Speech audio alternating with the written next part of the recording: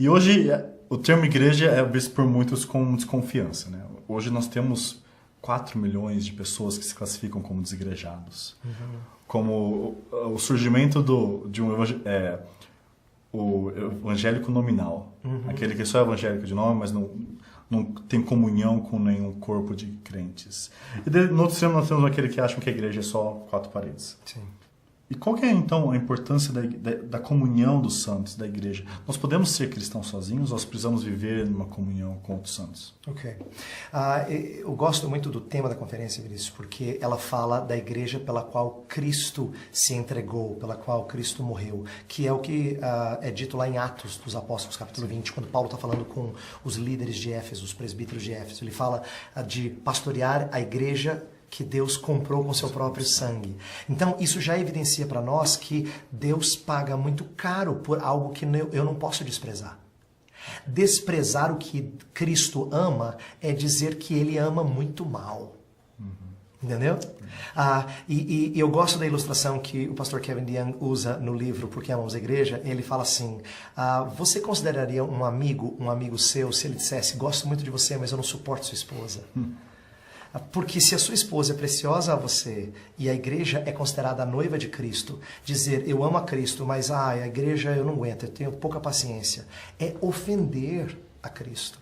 É dizer que Cristo é um tolo de permanecer ao lado dessa noiva. Essas pessoas que são desigrejadas, elas não percebem que elas estão zombando do Salvador que elas dizem ser o Salvador delas. Quando dizem assim, olha, eu não fico mais na igreja. Igreja institucionalizada, ela não serve para mim. Na verdade, eu compreendo a crítica quando diz que igreja institucionalizada traz muitos problemas, traz muitos pecados, sem dúvida. Mas qualquer lugar que há ajuntamento de pessoas traz pecados. Por quê? Porque tem que ter alguma organização e toda e qualquer organização é manchada por pecado. Então, a comunhão dos santos é sim fundamental para o crescimento na igreja, para o crescimento de qualquer um.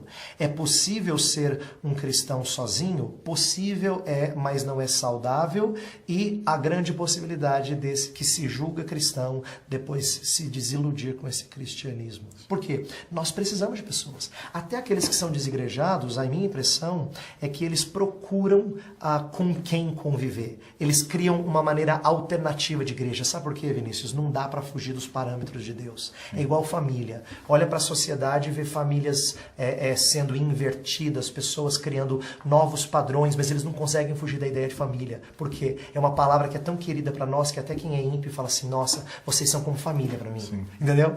Não dá para fugir disso. E mesma coisa com os desigrejados. Quem é crente de verdade sempre vai precisar estar com pessoas, seja num modelo mais institucionalizado, menos institucionalizado, ele vai precisar de pessoas. Agora, o que tem no Brasil que eu acho que isso tem que ser considerado? No Brasil tem muita gente que se acha evangélico, mas não tem nada de evangélico. Inclusive, a palavra que é muito usada naqueles que vêm de igreja pentecostal é desviado. Você pergunta por aí, você fala, e aí, você é evangélico? Falo, não, sou desviado.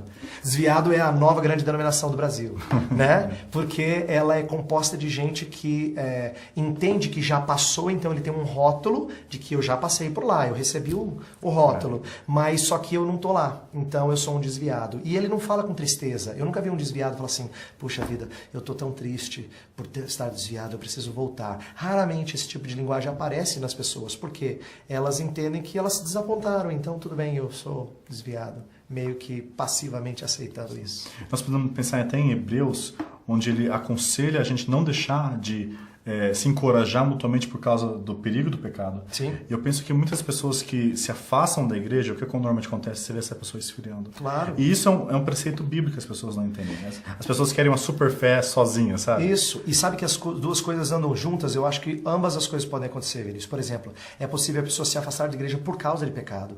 E quanto mais ela afasta da igreja, mais enfiada em pecado ela entra. Por exemplo, eu já, como pastor, visitei várias pessoas que de repente se afastaram da igreja e você percebe que, por uma razão ou por outra, há pecado que está atrapalhando o fato dessa pessoa não estar na igreja. Pecado porque ela se enxerga superior às outras, às vezes é soberba. Sim. Pecado porque ela quer esconder alguma coisa que na igreja pode ser revelada.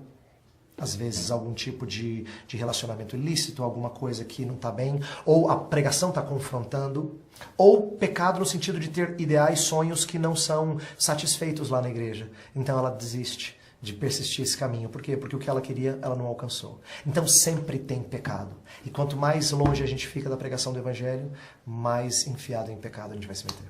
Perfeito, obrigado, Edward. Ame a igreja pela qual Cristo derramou o seu sangue.